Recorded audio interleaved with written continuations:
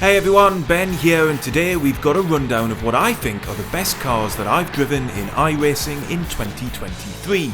I did a version of this video more than a year ago, and obviously a lot has changed on iRacing since, with new content and physics updates arriving regularly. So in this video I'll rank each car I've driven in 2023, looking at the actual driving experience as well as the state of the online lobbies and the kind of racing you can expect to get. Obviously this is subjective, so let me know in the comments whether you agree or disagree. Oh, and Broca is nearing 10,000 YouTube subscribers, so if you enjoy the content and you're not yet subscribed to the channel, please consider doing so.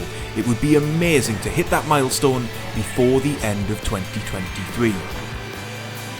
Okay, first let's take a look at the car I've driven most in 2023, the Dallara Formula 3 car.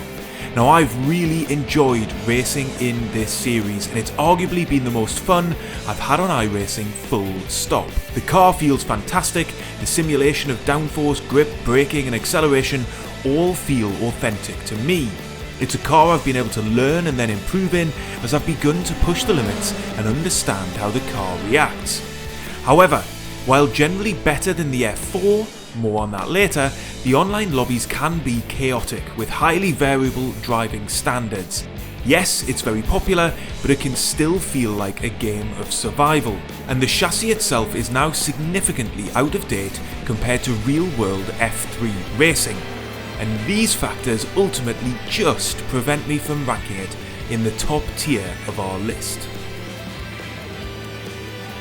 Speaking of the Formula 4, let's cover that next.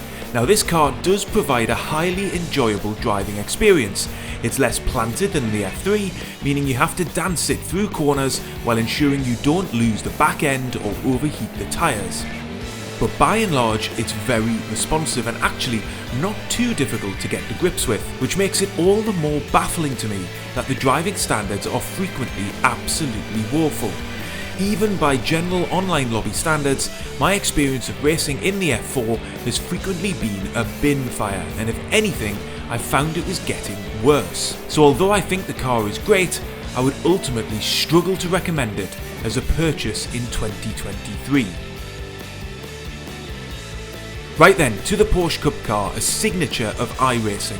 Veterans of the series will tell you that the newest generation of the car is much easier to drive than its predecessor.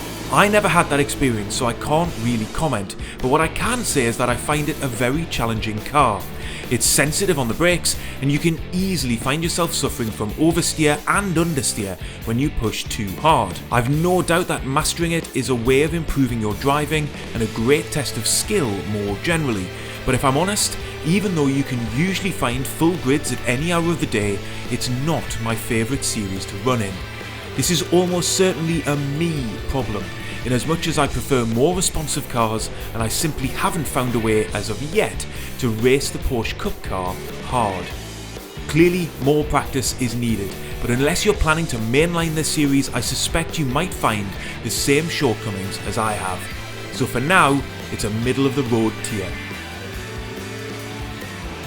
Okay, what about the GT4 Series? Well, firstly, it's a fantastic class of car to race online. iRacing has shifted around the series quite a bit, but it's almost guaranteed to provide huge grids, whether racing in a dedicated class or in multi-class with TCR or LMP3 cars. The racing is close, the collision detection is generous enough to allow for some door banging, and overall it's just great fun.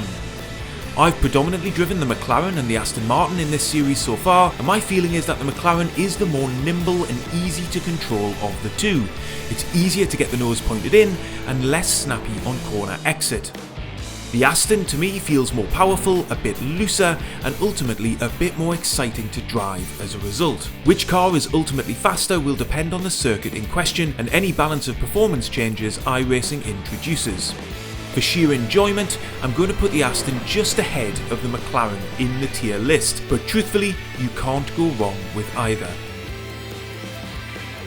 Okay, GT3 time. Although much maligned as boring, I actually think the Fanatec GT3 Fix series on iRacing is fantastic. It's probably the series where I've had the closest and cleanest racing most frequently on iRacing, no doubt helped by the huge volume of drivers creating very closely matched splits to race in. So far in 2023 I've mainly raced the Ferrari, and it remains an enjoyable drive, if slightly susceptible to becoming unsettled on curbs and struggling a bit with understeer. I've also started to drive the brand new Porsche, which is an absolute blast. Now the balance of performances from what I can see heavily favoured this car, which may well have had a bearing on my enjoyment, but in and of itself the Porsche is a very drivable car, fun to master trail braking in, and ultimately very cool to look at too. Ratings wise, I'd say the Porsche nudges ahead of the Ferrari, but the Ferrari remains a very solid option too, especially as you always have the chance to race it in the D-Class Ferrari Challenge Series 2.